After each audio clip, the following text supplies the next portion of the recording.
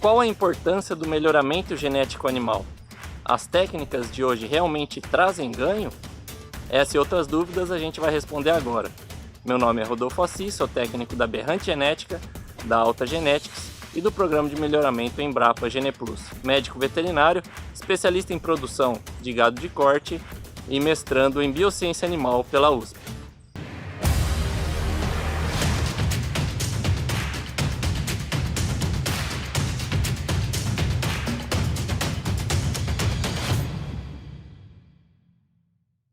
Olá pessoal! Então hoje no nosso primeiro vídeo sobre melhoramento genético animal, a gente vai falar sobre a importância dessa área. Bom, primeira pergunta, por que realizar o melhoramento genético animal?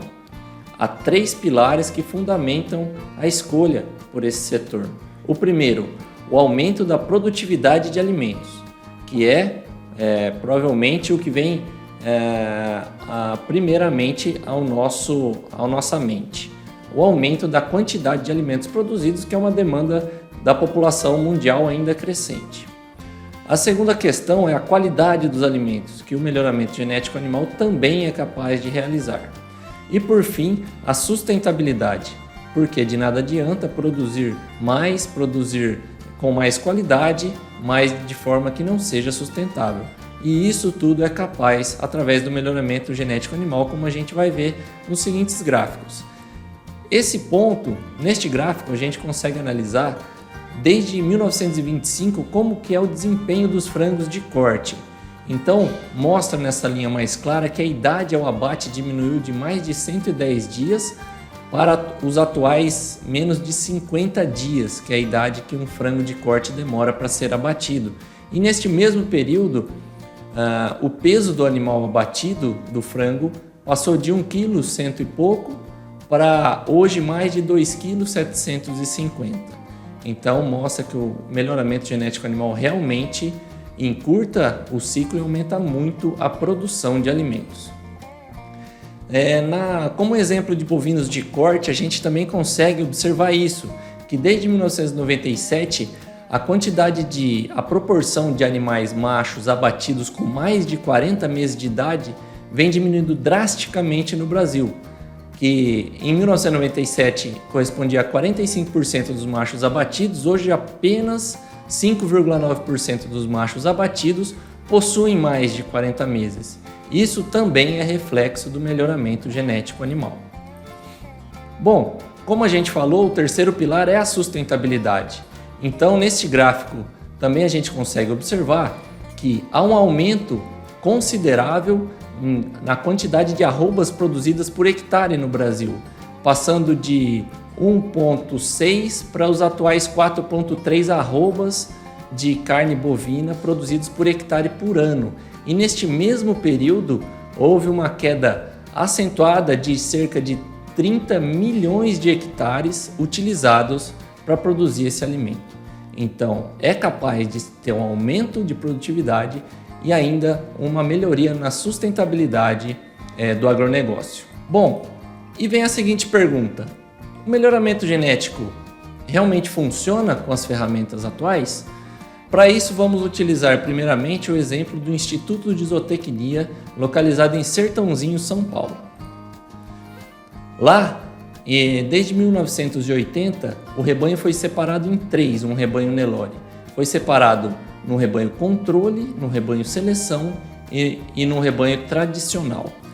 O rebanho controle, ele é mantido da seguinte forma: os animais medianos, os animais que não são os melhores nem os piores da safra, são mantidos para serem os reprodutores e mantendo assim uma seleção como que se não houvesse melhoramento genético.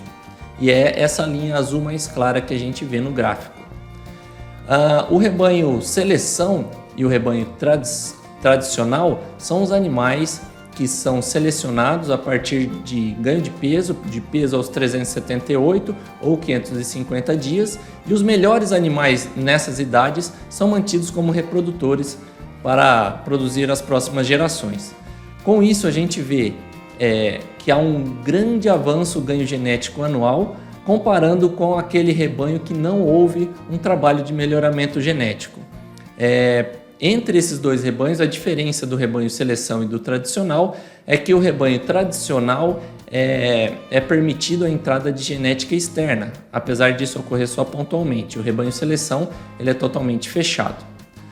Bom, mas isso aqui a gente está falando em valor genético, então muita gente pode contestar falando isso é DEP gerado através de computador. Então vamos para medidas objetivas, medidas diretas.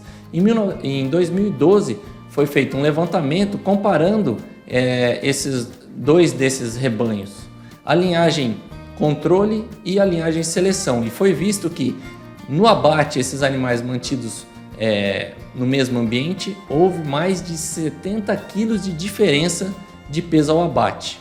Isso correspondeu a mais de 40 quilos de diferença de carcaça. Isso dá quase 3 arrobas. Um rebanho que é selecionado para um rebanho que não é selecionado e que partiram da mesma base. Então, realmente, as ferramentas atuais de melhoramento genético funcionam. Ok? Aqui um exemplo de um animal da linhagem controle e um animal da linhagem seleção. Ok, mas aí vem a questão, será que muito desse desempenho superior atual não é proveniente de ambiente, nutrição? Será que realmente o melhoramento genético tem trazido tanto impacto? Para responder essa questão, vamos olhar esse trabalho de 1994, onde foram comparados 4 grupos de frangos de corte. O primeiro deles era composto de animais de genética antiga, com uma dieta antiga. O outro grupo tinha uma genética antiga também, só que foi tratado com uma nutrição, com uma dieta moderna. O terceiro grupo já era de uma genética moderna e recebia uma dieta antiga. E o quarto e último grupo era uma genética moderna e uma dieta também moderna. Com isso, era capaz de se observar se o maior ganho estava mais nas dietas ou mais na genética, qual que é o que estava trazendo mais impacto. O resultado no peso desses animais do primeiro grupo, que era genética antiga e dieta antiga, foi de cerca de 500 gramas com 42 dias, e eles pesaram cerca de 1,4 kg com 84 dias. Já os animais da genética antiga, só com uma dieta moderna, tiveram um desempenho um pouco superior, chegando a quase 1,7 kg com 84 dias. Então o terceiro grupo se mostrou muito superior, que esse era o grupo que apresentava, que eram compostos por animais de genética moderna, só que recebendo dieta antiga, mostrando o impacto enorme do melhoramento genético. E o último grupo, que era tanto genética quanto a nutrição moderna, foi, claro, o superior, apresentando mais de 4 vezes o peso dos animais do primeiro grupo aos 42 dias e bem mais de 3 vezes o peso dos animais do primeiro grupo aos 84 dias. Então a gente conclui que realmente o melhoramento genético funciona e funciona muito bem, mas a gente tem que tomar alguns cuidados. Nesse mesmo trabalho foi apontado, foi verificado um outro quesito, não só o peso, mas a característica de mortalidade, que é extremamente importante, mas que não era tão considerado quanto o peso no trabalho de seleção de frangos de corte. Com isso, o resultado desses mesmos grupos foi o seguinte: os animais da genética antiga ficaram entre 3% e 4%, dependendo da dieta, e os animais da genética moderna apresentaram uma mortalidade muito maior, entre 18% e 21%. Com isso a gente conclui o quê? Que quando a gente for trabalhar com melhoramento genético, temos que realmente estudar para ver se todas as características de importância econômica e sustentável estão sendo trabalhadas. Porque se a gente deixar alguma de lado, pode ser que a gente esteja perdendo em alguma característica. Resumindo, o melhoramento genético animal tem como objetivo suprir a demanda por alimento, tem como objetivo também manter uma qualidade e segurança nesse alimento que se é produzido e também fazer tudo isso de uma forma sustentável, ok? Bom, nas próximas aulas a gente vai falar sobre genética básica, que é um assunto fundamental para a gente se aprofundar no melhoramento genético animal. Se você gostou do vídeo, deixe seu like, compartilhe, comente e a gente estará junto nas próximas nesse empolgante assunto. Um abraço a todos.